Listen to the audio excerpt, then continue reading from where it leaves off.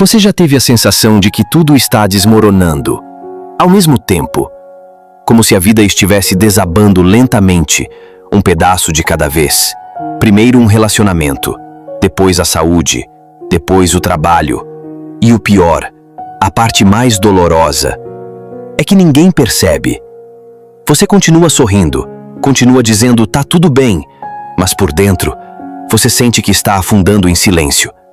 Essa história é sobre isso, sobre o colapso interno e sobre as leis que salvaram alguém quando ele estava prestes a desaparecer de vez. Eu não estou falando de leis religiosas, nem de autoajuda. Estou falando de princípios antigos, esquecidos pela maioria, mas que continuam vivos entre aqueles que se recusam a quebrar, mesmo quando tudo ao redor se quebra. Essa história começa numa madrugada fria. Ele estava sentado no chão do banheiro, encostado na parede.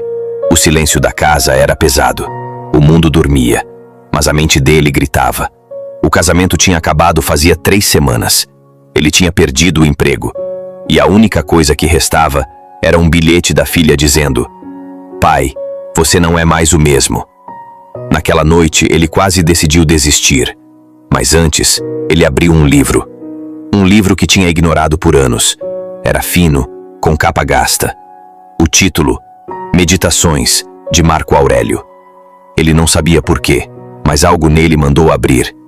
A primeira frase que leu foi: "Você tem poder sobre sua mente, não sobre os eventos. Perceba isso e encontrará força." Ele fechou os olhos, e ali começou uma jornada. Não para consertar o mundo, mas para reconstruir a si mesmo. A primeira lei que ele aprendeu foi brutal. Lei 1. Você não controla o que acontece, só como responde. E isso dói, porque a mente quer controlar, quer que os outros te amem, quer que o mundo seja justo. Mas o estoicismo ensina: controle é ilusão.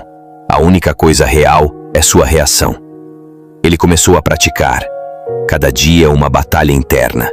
E ele descobriu a segunda lei, observando a própria dor. Lei 2. A dor é inevitável. O sofrimento é opcional. Ele ainda sentia o vazio, a solidão. Mas aos poucos, ele parou de lutar contra a dor. E isso mudou tudo. Porque quando você para de resistir, a dor não te domina mais. Na terceira semana, ele decidiu andar por horas, sem rumo, sem pressa. E ali, olhando o céu cinza, entendeu a terceira lei.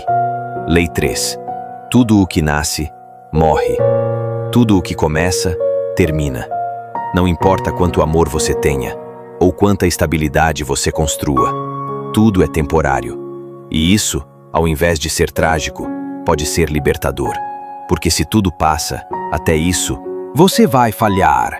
O importante é não se identificar com o fracasso, porque o estoico entende cair faz parte. Mas viver no chão é escolha. Ele levantava, mais consciente, mais calmo. Um dia, olhando o próprio reflexo, ele se perguntou: quem sou eu agora? E não tinha uma resposta clara. Foi aí que entendeu. Lei 6. Você é aquilo que você repete, não o que sente. Não o que pensa, mas o que escolhe fazer, repetidamente. Dia após dia, ele começou a reconstruir sua identidade com ações, pequenas, mas consistentes. A vida dele ainda era um caos, mas dentro dele, algo começava a se alinhar. A sétima lei veio como um tapa na cara. Lei 7. O mundo não te deve nada, nem amor, nem perdão, nem reconhecimento. Você não está aqui para ser servido, está aqui para servir. E isso não é sobre ser bonzinho, é sobre se libertar da expectativa e viver em paz com a realidade. Certo dia, ele ouviu alguém dizer: "Você mudou." E ele sorriu, mas não respondeu, porque a 8ª lei já estava tatuada na alma. Lei 8. As mudanças reais são silenciosas. Elas não fazem barulho, não pedem aplauso. Elas apenas acontecem, e quem tem olhos percebe. E por fim, veio a 9ª, a mais profunda. a mais esquecida. Lei 9.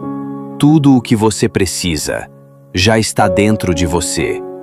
Não é uma frase bonita, é um chamado para parar de buscar fora e começar a lembrar. Você é mais forte do que pensa, mais resiliente do que imagina e mais capaz do que jamais te disseram.